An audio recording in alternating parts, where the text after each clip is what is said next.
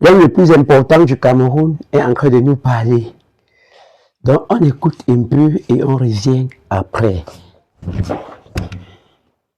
Madame la présidente de l'Académie des sciences d'outre-mer, Excellences, chers membres du jury du prix Boutros-Boutros-Ghali, Mesdames, Messieurs. D'emblée, je voudrais m'excuser de ne pas être physiquement avec vous en ce moment à Paris en raison de circonstances dirimantes. Permettez-moi ensuite de saluer les promoteurs du prix Boutros-Boutros-Ghali pour cette initiative qui arrive à son heure et dont la force symbolique est d'autant plus grande qu'elle vient d'un environnement où les distinctions de cette nature sont rares. J'y vois un moyen idoine de célébration et de perpétuation de la mémoire et de l'œuvre multidimensionnelle d'un homme d'envergure exceptionnelle, notamment auprès des jeunes générations.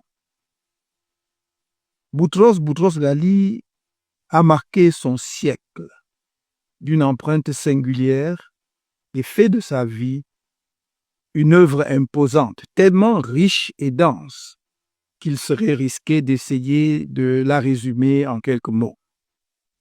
Je me garderai donc d'une telle tentative. Qu'il me soit permis d'user du privilège qui m'est offert de m'adresser à vous pour évoquer rapidement deux des occasions choisies par le destin pour m'envoyer à la rencontre de Boutros-Boutros-Ghali. La première occasion est l'audience qu'il daigna m'accorder au Caire en 1987, alors qu'il occupait les fonctions de ministre d'État aux Affaires étrangères de l'Égypte. Je l'avais sollicité pour rédiger une préface de notre ouvrage consacré à la rétrospective et aux perspectives africaines sur l'organisation de l'unité africaine. Il y avait répondu de bonne grâce et suggéré que je vienne le rencontrer à ce sujet. Je garde le souvenir vivace de nos échanges dans son bureau. Il se dégageait de lui un mélange irradiant de dignité, de générosité et d'autorité que projettent, à l'image des pyramides, les gardiens de l'Afrique universelle et éternelle. La seconde occasion est en rapport avec un des centres d'intérêt majeurs de Boutros-Boutros-Ghali, à savoir le développement et le renforcement du rôle central du droit international dans la gouvernance mondiale. Il fut certes un diplomate célébré, dont on connaît le rôle dans la conclusion des accords de Camp David en 1973, puis comme secrétaire général des Nations Unies. Mais qui peut oublier le juriste, professeur rayonnant de droit international, et son action au sein du curatorium de l'Académie de droit international de La Haye, institution vénérable au sein de laquelle il siégea pendant plus de 3 décennies et présida à ses destinées pendant 14 années. C'est au cours de la dernière année de sa présidence que j'ai eu l'honneur d'être élu en 2015 comme membre du curatorium de l'Académie de droit international. Une dernière opportunité de collaboration dans son cabinet au secrétariat de l'Organisation des Nations Unies ne put malheureusement se réaliser en son temps pour des raisons politiques internes à mon pays. En tant que secrétaire général des Nations Unies, Boutros-Boutros-Ghali s'est fait l'avocat d'un multilatéralisme inclusif, que témoignent en particulier ses publications marquantes qu'ont été l'agenda pour la paix et l'agenda pour le développement. On peut regretter que dans l'ordre international contemporain, marqué par la fragmentation, la rémanence des conflits et l'érosion de la confiance entre les États, le multilatéralisme et ses corollaires soient désormais gravement en péril. Pourtant, comme Boutros-Boutros-Ghali l'avait compris, il n'existe pas d'alternative crédible à un ordre international fondé sur le droit. Non pas le droit du plus fort, mais un droit international coproduit, assis sur des valeurs communes, au service de la paix, de la justice et de la prospérité partagée. Mesdames et messieurs, Excellences, être lauréat du prix Boutros-Boutros-Ghali est pour moi un insigne honneur. Je l'accueille avec humilité et saisis cette occasion pour exprimer ma gratitude au jury. C'est également le lieu pour moi d'adresser mes chaleureuses félicitations à mon excellent collègue et co-lauréat, le professeur Yad Ben Achour, dont je me réjouis de la brillante compagnie. Recevoir un prix qui honore l'héritage de Boutros-Boutros-Ghali n'est pas, à mes yeux, seulement une distinction. J'y vois également une invite à l'action continue, si modeste soit-elle, en faveur de la paix, de la justice et du respect de l'état de droit, non seulement entre les États sur la scène internationale, mais aussi et sans doute d'abord au sein des nations mêmes. Je voudrais dédier ce prix à toutes celles et tous ceux qui œuvrent au quotidien à l'avènement de ce monde auquel Boutros-Boutros-Ghali a cru et consacré sa vie. J'ai une pensée particulière pour mes concitoyens, dont les droits fondamentaux sont bafoués au quotidien par un régime politique autocratique relevant d'une ère que l'on aurait cru définitivement révolue. Je vous remercie. C'est le président Maurice Kamto, le Camerounais le plus important que tous les autres Camerounais, le Camerounais le plus utile, le Camerounais qui se peut sacrifier pour ses pays, s'appelle Maurice Kamto, son Excellence. Je vais vous dire quelque chose. Ce n'est pas Maurice Kamto qui a besoin du Cameroun, mais c'est le Cameroun qui a besoin du président Maurice Kamto. Ce n'est pas le MRC qui nourrit Maurice Kamto. Ce n'est pas Maurice Kamto qui a besoin du MRC, mais c'est le MRC qui a besoin de la tête du MRC. L'homme le plus important du Cameroun. Écrivez ça, les enfants. Écrivez ça quelque part. Je dis encore, ce n'est pas Maurice Kamto qui a besoin du MRC, c'est le MRC qui a besoin de Maurice Kamto. Ce n'est pas Maurice Kamto qui a besoin du Cameroun, c'est le Cameroun qui a besoin du président Maurice Kamto. Oui.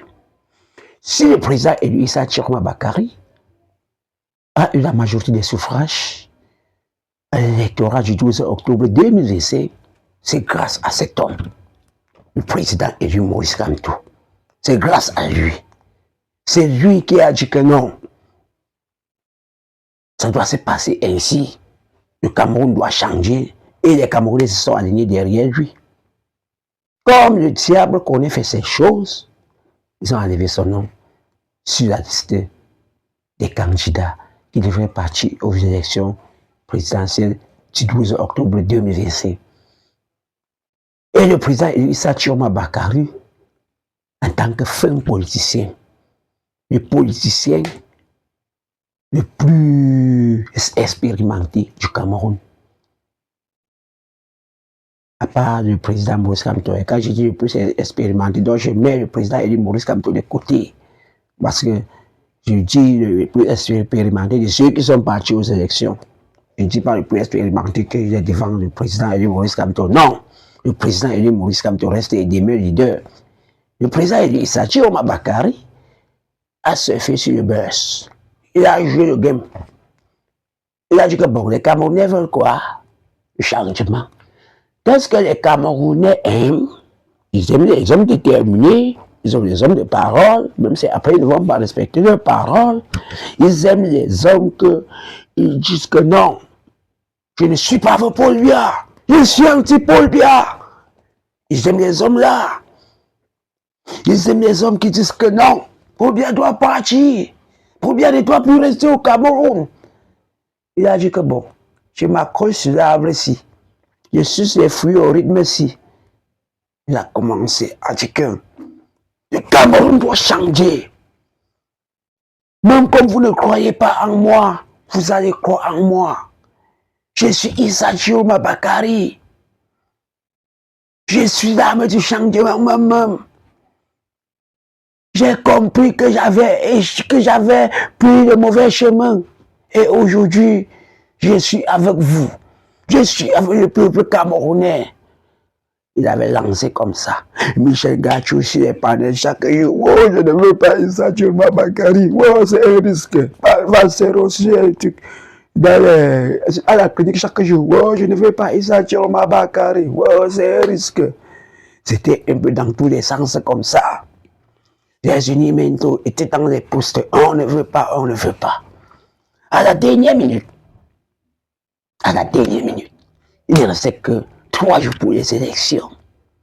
Issa Chiroma Bakary avait fait presque le tour du Cameroun et il avait convaincu presque tout le monde. Le président Maurice Kamto était aussi là comme ça, il ne savait pas quoi faire. Avant les 3 jours, il avait fait une sortie, il avait dit que chacun vote dans son âme et conscience. Et le général Vassero a commencé un peu à soutenir dans un système nature. Michel Gachou a commencé à faire des panels de soutien. Tu vois déjà que tu soutiens quelqu'un indirectement. Oui, c'était un peu ça. Voilà les élections du 12 octobre. Je suis dans mon centre de vote. Je reste et je comprends que voici les résultats de la Chine qui sont sortis. Je regarde, Issa Chiroma a gagné. Je dis que, wow, bonne nouvelle. Voilà les résultats de la diaspora qui ne fait que couler, que c'est Issa Chiroma a gagné.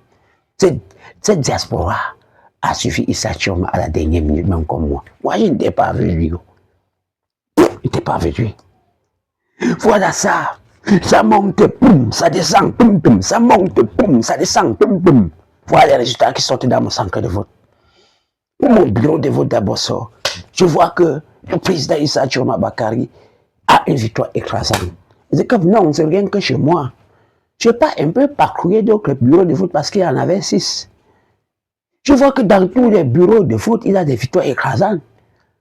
Que même chez nous, il n'avait rien eu.